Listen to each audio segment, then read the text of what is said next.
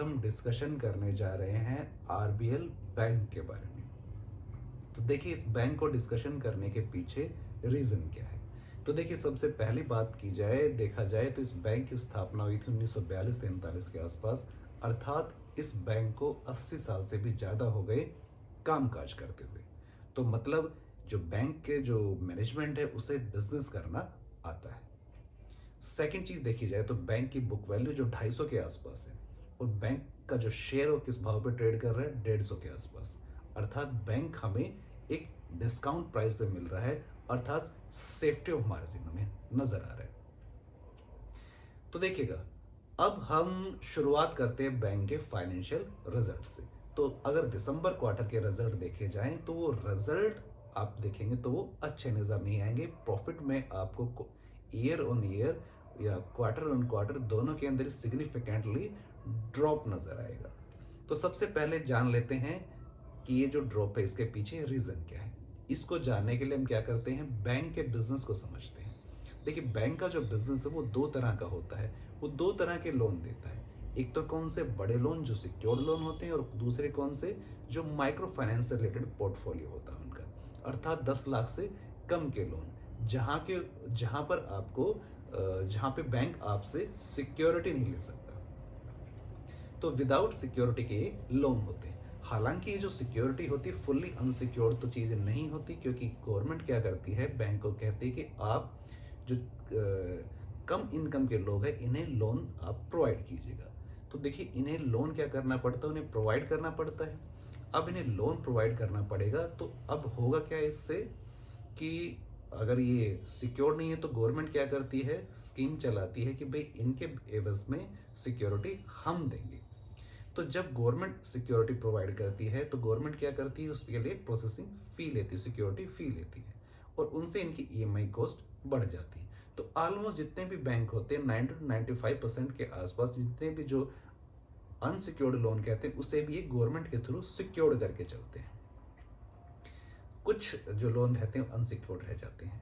तो देखिएगा, अब इसमें होता क्या है कि ऑलमोस्ट इनके जो लोन होते हैं वो सिक्योर्ड होते हैं, और माइक्रो फाइनेंस का जो बिजनेस है फिलहाल वो क्या है, स्ट्रेस में है। रीजन क्या है कि हमारी जो इकोनॉमी है उसके अंदर सुस्ती है, उसके अंदर कंजम्पशन जो है वो गिर रही है।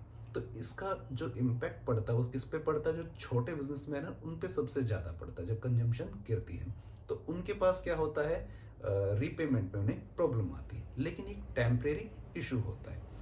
जैसे अब हमारा जो नेक्स्ट क्वार्टर आएगा उसमें क्या होती है, बम्पर फसल होती है, उसके बाद ये चीजें रिजोल्व हो जाती है। सेकंड क्या होता है, अब ये जो बजट आएगा इसके अंदर भी गवर्नमेंट क्या करनी है, क्योंकि उसे पता है इकोनॉमी में सुस्ती है तो इनकम टैक्स में भी रिबेट मिलेगी।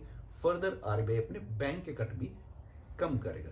थर्ड क्या है, गवर्नमेंट ने 8th पे कमीशन अनाउंस किया हुआ है। तो ये सारी चीजें क्या करेगी, कंजम्पशन को इंक्रीज करेगी।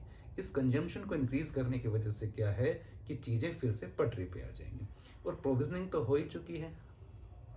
अर्थात ये जो पैसा है ये भी वापस आएगा, सिर्फ उन्होंने प्रॉफिट को काट के अलग किया है।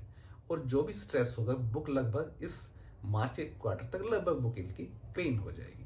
और ये जो माइक्रो फाइनेंस वाली जो इशू है ये सिर्फ आरबीएल के साथ ही नहीं, आप कोई भी दूसरा जो स्मॉल फाइनेंस के बैंक उठा के देखिए, आप सूर्योदय स्मॉल फाइनेंस बैंक उठा के देखिएगा, वहाँ भी इशू है। आप जैना स्मॉल फाइनेंस बैंक उठा के देखिएगा, वहाँ भी इशू है। जो बड़े बैंक है वहाँ पे आपको इम्पैक्ट थोड़ा कम नजर आए, क्योंकि उनका पोर्टफोलियो बहुत बड़ा होता है और उसके अंदर इसका साइज का इम्पैक्ट क्या होता है, काफी कम दिखाई देता है।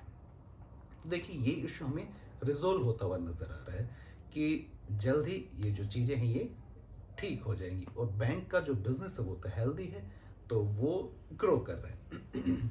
अब देखते हैं इनके प्रॉफिट को बारे में एक बार एनालिसिस कर लेते हैं। इन्होंने प्रोविजनिंग कर दी कि इन्होंने पहले ये मान लिया कि शायद लॉस हो जाए, तो इसलिए इन्होंने पहले अपने प्रॉफिट को घटा दिया लॉस मान के। तो देखिए, अगर इस प्रोविजनिंग को ना किया जाए तो 414 करोड़ की इन्होंने प्रोविजनिंग की है, और इसी क्वार्टर में उनके पास 144 करोड़ का एक वन टाइम प्रॉफिट भी आया कि उन्होंने किसी कंपनी में इन्वेस्ट किया था। कंपनी का क्या था, इस बार आईपीओ है, उन्होंने कंप्लीटली वहां से एग्जिट कर लिया। तो देखिए, चलिए मान लेते हैं वन टाइम प्रॉफिट, इसको हम हटाते हैं कि नॉर्मल कंडीशन होती तो क्या होता।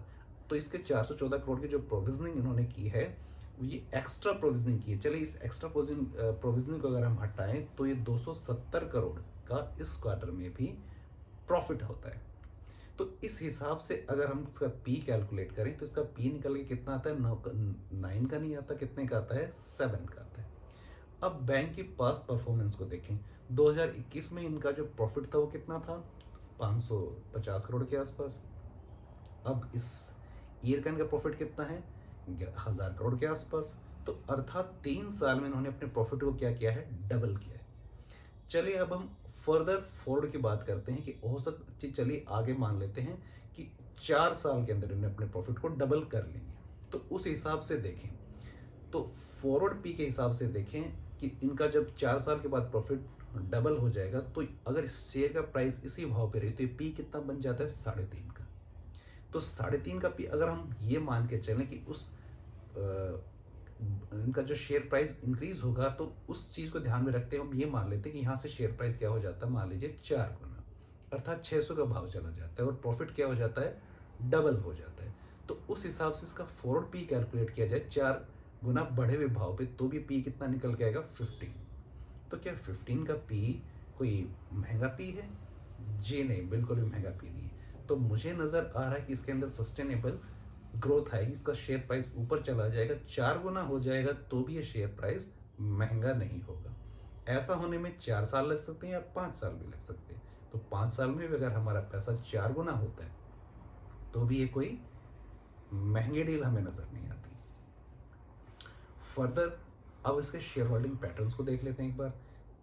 शेयर होल्डिंग पैटर्न अगर आप देखेंगे तो आप पाएंगे कि जो हमारे इंस्टीट्यूशन है, डीआई, उन्होंने अपनी हिस्सेदारी को घटाया है और पब्लिक की होल्डिंग इसमें इंक्रीज हो गई। तो आप देखिएगा, अगर हम देखें कि जो इंस्टीट्यूशन है, मैंने एक इंस्टीट्यूशन को इसमें देखा है, तो उन्होंने क्या किया, यहाँ से एग्जिट किया, करने के बाद उन्होंने इंडसइंड बैंक के अंदर उस पैसे को पार्क कर दिया। तो देखिए, इंडसइंड बैंक में पीछे पार्क करने के पीछे इनका रीजन क्या होता है कि जितने भी म्यूचुअल फंड के जो मैनेजर्स होते हैं, इनमें क्या होता है कि इनको जो सैलरी होती है वो परफॉर्मेंस बेस होती है, कि आपको परफॉर्मेंस दिखानी पड़ेगी। तो ये लॉन्ग टर्म के बारे में नहीं सोचते। तो इन्होंने यहाँ से एग्जिट किया और उन्होंने इंडसइंड बैंक में पैसा मान लीजिए डाल दिया। अब इंडसइंड बैंक में क्या है कि जैसे ही जो गवर्नमेंट की पॉलिसी इंप्लीमेंट होगी, इसका सबसे अच्छा बेनिफिट किसको मिलना है, शुरुआत के अंदर बड़े बैंक को, उनके प्राइस में एकदम से मूवमेंट आएगी। तो इन्हें तो शॉर्ट टर्म में ट्रेडिंग के अंदर क्या दिखा देंगे, परफॉर्मेंस, कि अभी मैंने कुछ परफॉर्मेंस कर दी, कि पहले मैं परफॉर्म रहा तो अब परफॉर्म कर दिया।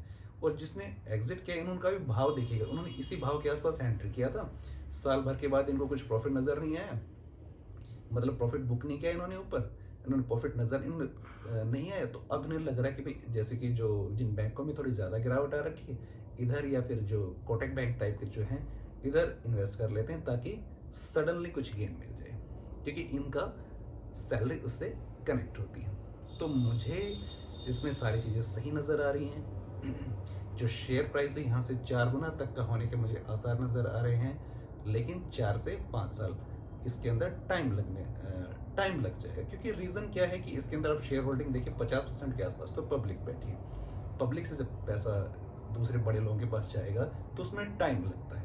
तो इस रॉकेट स्काई रॉकेट नहीं होते कि भाई साल 2 साल के अंदर डबल ट्रिपल हो गई, ऐसा नहीं होता। 4 साल का टाइम लगेगा, धीरे धीरे स्टॉक प्राइस ऊपर जाएगा, मेरा ऐसा मानना है। हालांकि मैं कोई स्टॉक रिकमेंडेशन नहीं है और ना ही मैं कोई सेबी रजिस्टर्ड एनालिस्ट हूँ। मेरी पर्सनल होल्डिंग भी इसमें, मैंने इसी के अंदर अभी इसमें पर्सनल होल्डिंग शुरू की है। आपको अगर ये शेयर पसंद आए और आप खरीदना चाहें तो अपने फाइनेंशियल एडवाइजर से ज़रूर सलाह लें। मेरे कहने से सिर्फ चीज़ों को सीखना है आपको, और उसके बाद अपना ड्यू डिलिजेंस इस्तेमाल करके ही आपको फर्दर कोई डिसीजन लेना है। अगर आपको वीडियो पसंद आई हो तो लाइक, शेयर, सब्सक्राइब करें। Thank you.